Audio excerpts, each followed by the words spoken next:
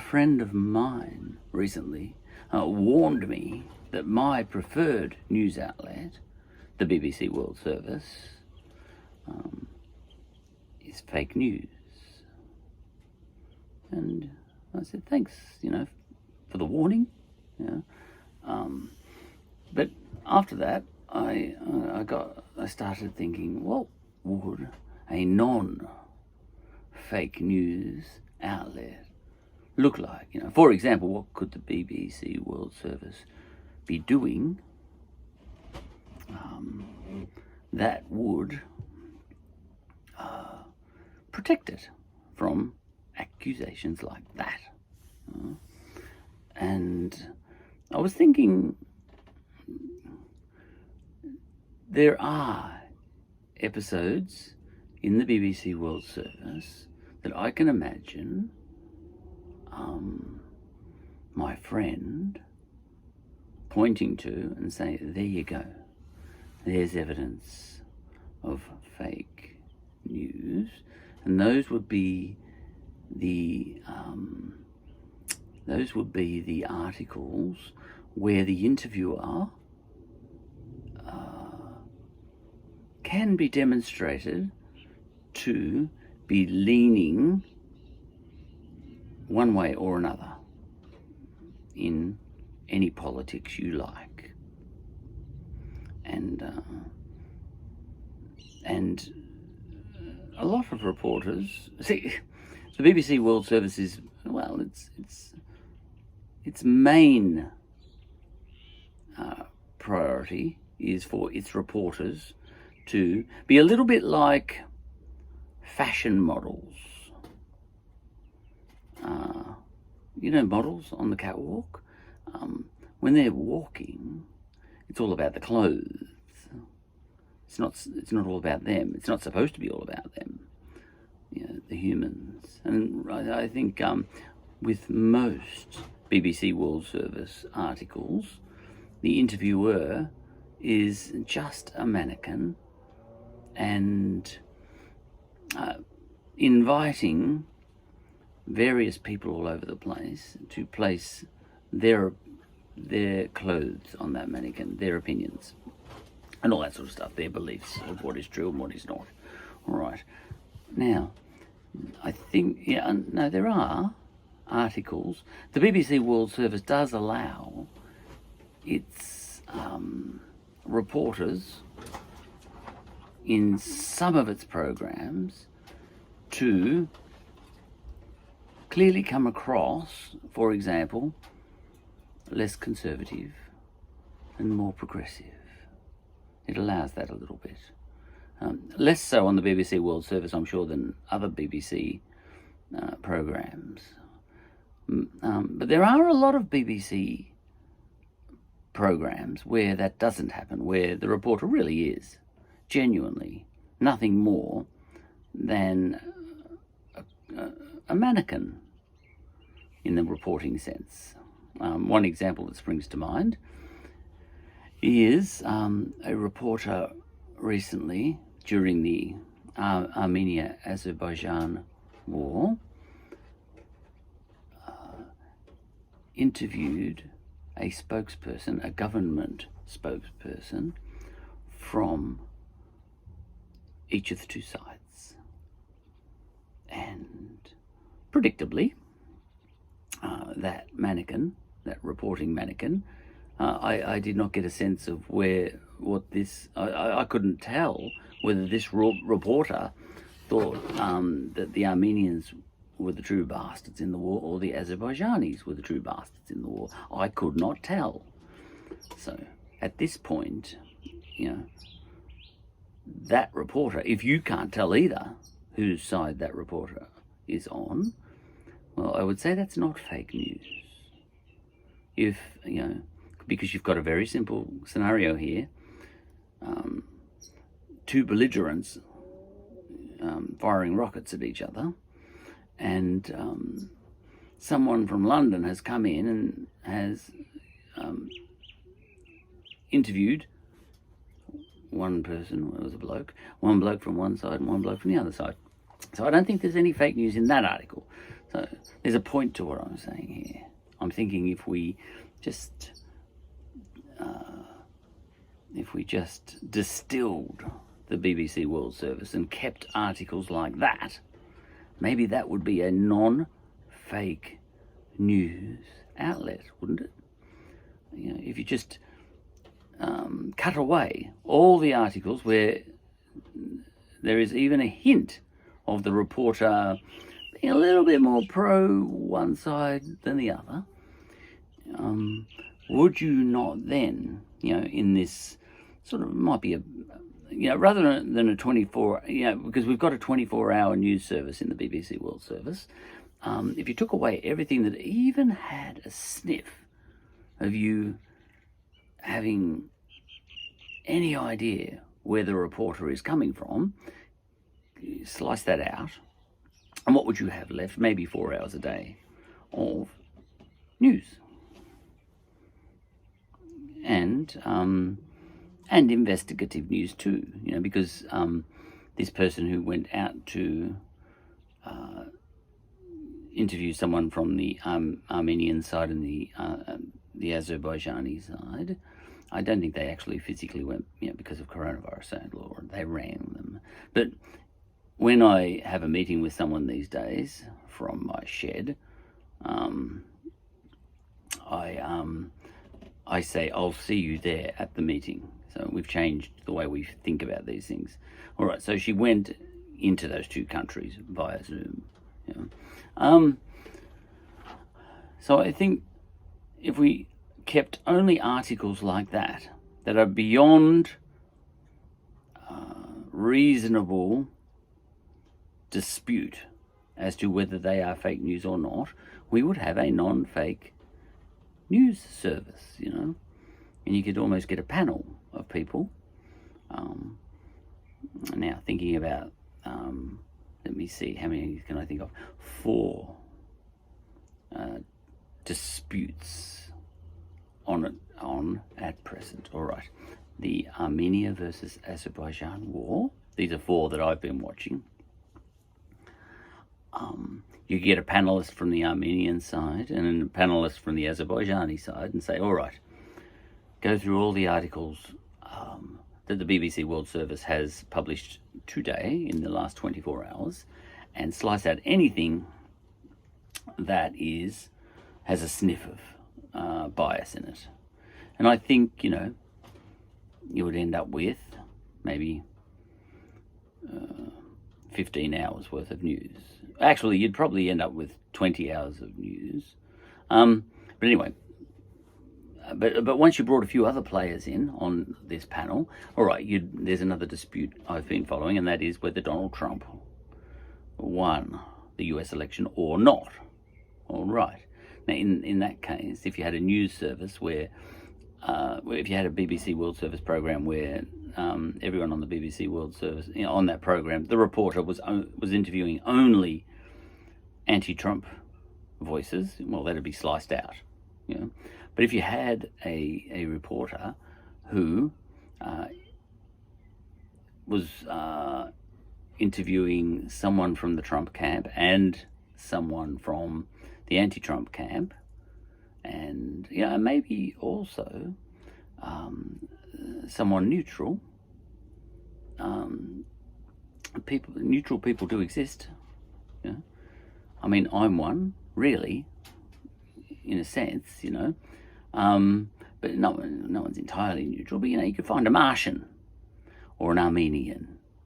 You know, you could actually have that Armenian interview that Armenian who's in the middle of a war, who saying, "What do you make of this Donald Trump versus,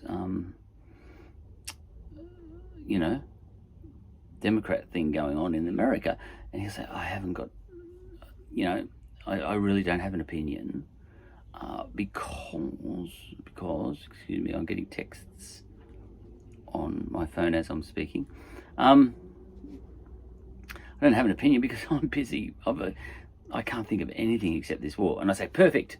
I'll interview you. All right, please, just put the Armenia versus Azerbaijani war out of your mind. I'll explain, or have a look on your app and see what's happening in America and give me your opinion, because you clearly don't care at the moment because you've got better things.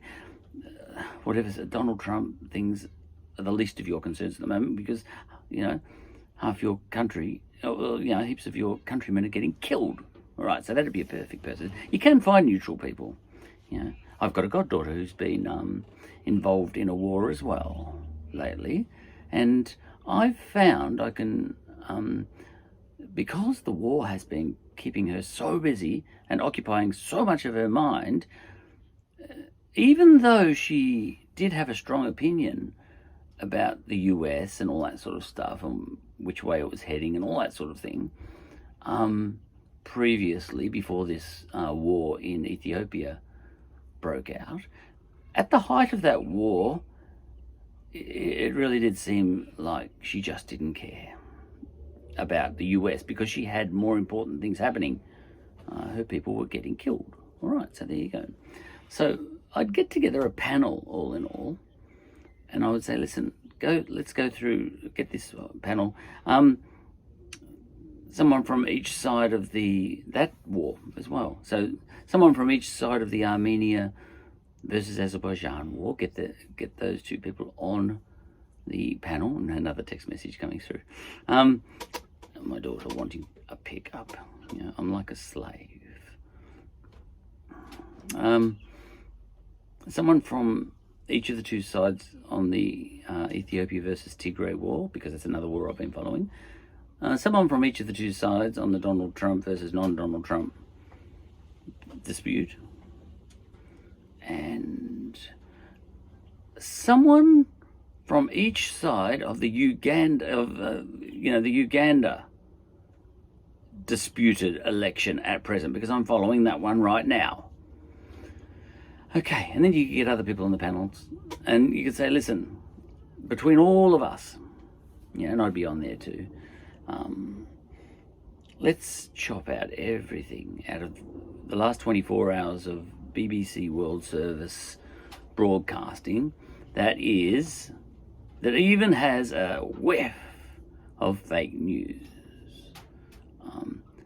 Would it not be true that whatever was left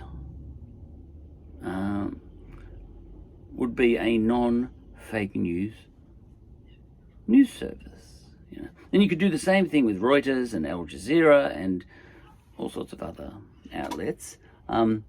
With CNN and Fox News in America, you'd probably just cut out the whole 24 hours. In fact, I'm quite certain, because I was listening to those two news outlets during the disputed US election, and I was thinking, well, with those two news outlets, you've got no mannequins at all, no reporters just sitting there seeking out the opinions of different voices and staying neutral. No reporter on either of those news services was doing that. They were all putting their 2 bobs worth in left, right, and centre. Okay, so what you would do is you go through every article that the BBC World Service and Reuters and Al Jazeera and a few others, and you'd even get a few non-English speaking news services, Deutsche Welle, well, it comes in English as well, but you get all these news services, and you would you just grab the bits out of each that were definitely non-fake news. And that example there, where the reporter interviewed both sides and gave both sides equal time to say what each of those two sides thought. Now, in that case, that wasn't fake news. I think everyone on the panel would probably agree. You couldn't have any nut jobs on the panel. They'd have to be relatively sane, and you could weed that out pretty quickly, whether they were insane or not.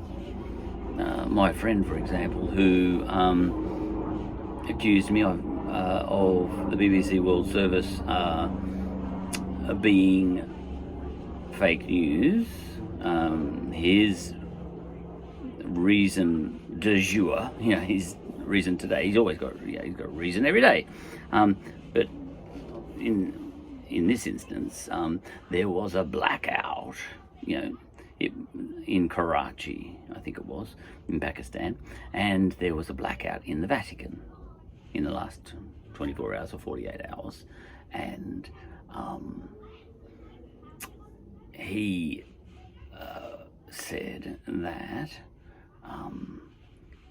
the BBC World Service was fake news because it neglected to report as fact that essentially the Illuminati had caused those two blackouts in order to meet in darkness and secrecy under cover of the night, as the Rolling Stones would put it. Now, it's possible that, look, there's a 1% chance he was right. There's a 1% chance he's right that, the Vatican was blacked out by the elite that is creating a new world order.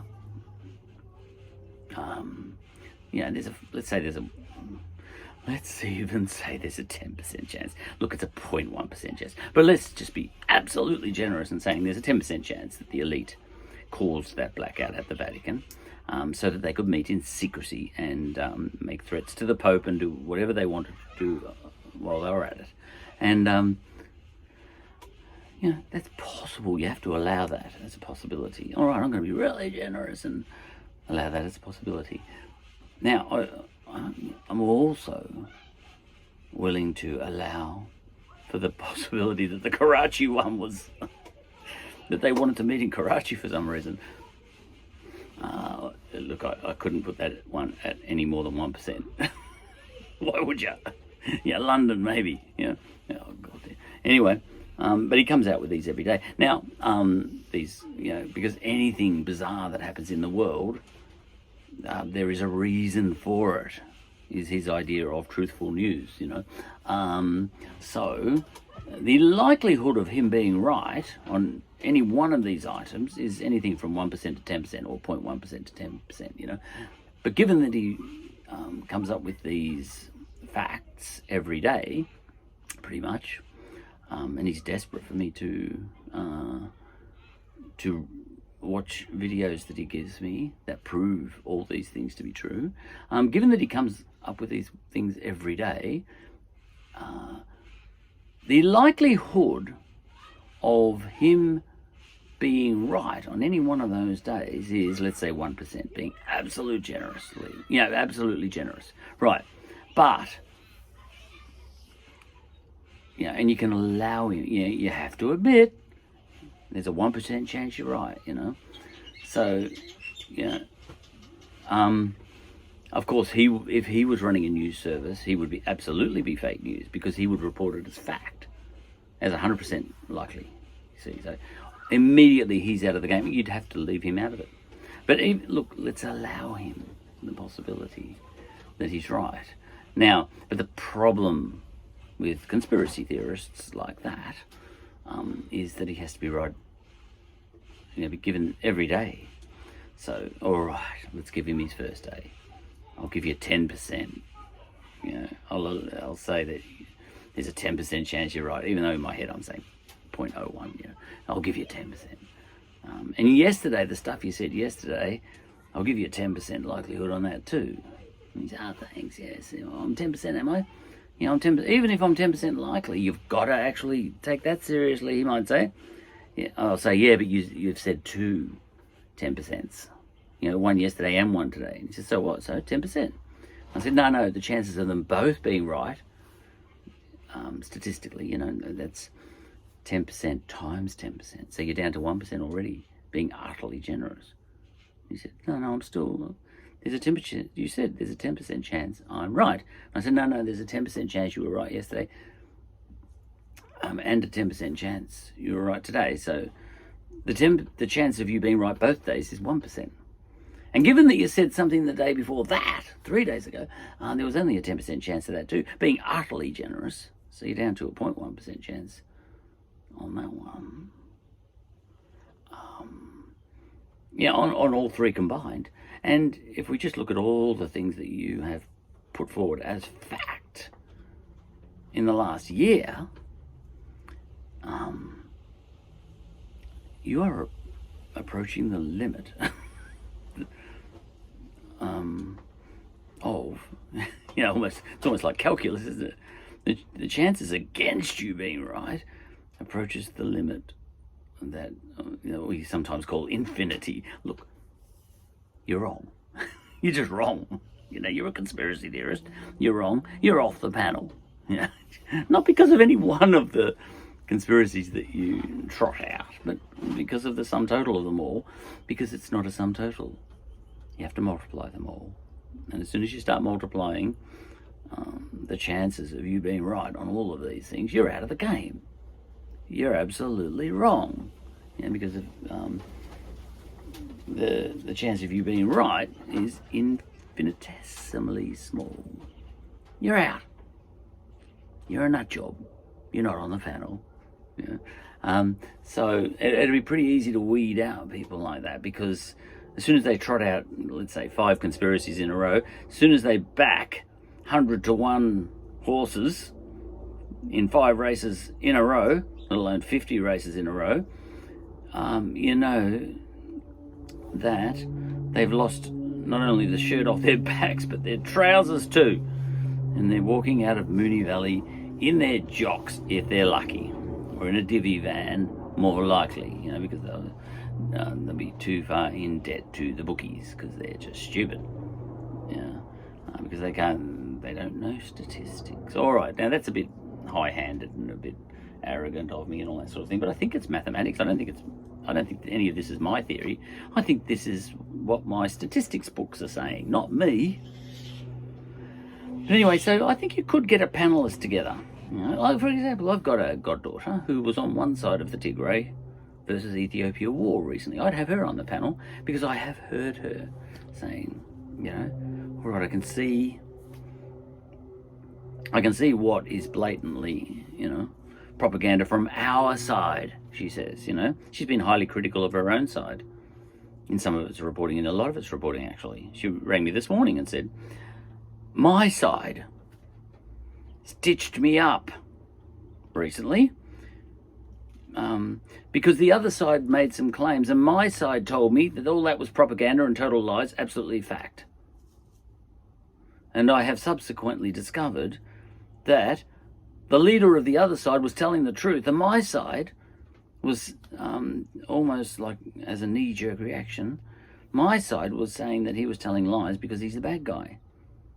But she said to me, but the bad guy told the truth. Even if to me, he's a bad guy, because he's not on my side. I'm part of the war. See, I'm different. I'm not part of that war. I don't dislike Dr. Abiy, who's one of the belligerents, any more than I dislike Debretsion, who's the leader on the other side. I don't dislike the Amhara tribe, which is on one side of the war, any more than I dislike all the tribes on the other side of the war, which are, for example, the Tigrayans, and the Oromo, But she is on one side, but I'd still have her on the panel, and she would help me audit all the news articles that the BBC World Service was putting out on a given day, and so would someone who was very much on Dr. Abiy's side, who I would have taken the time to discover, who is just like her except on the other side. And he's just saying, listen, Abiy's on, fundamentally Abiy's on the right track. I can see his faults and all that sort of stuff, but One Ethiopia is the way to go. And, this is what the other guy might say. One Ethiopia is the core truth. The idea of One Ethiopia is a good idea, and that's a core truth, because there's a greater good for a greater number of people in that idea, even though, yes, there'll be some damage to cultures amongst the tribes of Ethiopia. Whereas my goddaughter would say, no, that's diversity is a higher value. And he'd say, no, one Ethiopia and unity, and even globalization is a higher virtue. It's something that's needed, especially in the modern world. That is a one, you can't get away from the fact that technology is going to make us a one world community one way or another. And in the modern age, globalization is just an inevitability. And if you try and hold on to the old ways, you're going to cause more damage than if you just give in to the fact that globalization is here to stay, and it's been ushered in not by ideology but by tech. You can't stop it, he might say. So get on board with One Ethiopia, or there's going to be much more misery than if you don't. If you try and just hold on to your little tribal ways and all that sort of stuff, your cultures and all that sort of stuff, you are just prolonging the misery for many people. Let's get moving. If we're going to have a new world order, let's get designing it. Come on, join me, and let's design it together. And yeah, my goddaughter say, no, that's full of rubbish. But the point is, both those people, I would make sure, are rational. Unlike my other friend, who just trots out conspiracy theories one after the other all day long, to the point where, even though I can admit that any one of those conspiracy theories might be right, it's impossible it's not even a sum total. The multiplication of all of those conspiracy theories tell me that he's a nut job. All right, so that's that. He couldn't be on my panel. So, and I would have, now it'd be interesting to have someone from Uganda, or two people from Uganda too, one on each side of that conflict at the moment. Well, it's not a conflict, it's a dispute. It's a disputed election. Okay, I can't even remember his name. The current president, I think it's president, not prime minister, yes, president of Uganda. He's been in for 30 years. He just held an election. And, so let's call him, well, he's on one side. And he just held an election and he cut the internet just before he did. And his opponent is a very popular pop star, rock star, Bobby Wine. Not his real name, but it is his real name from now on.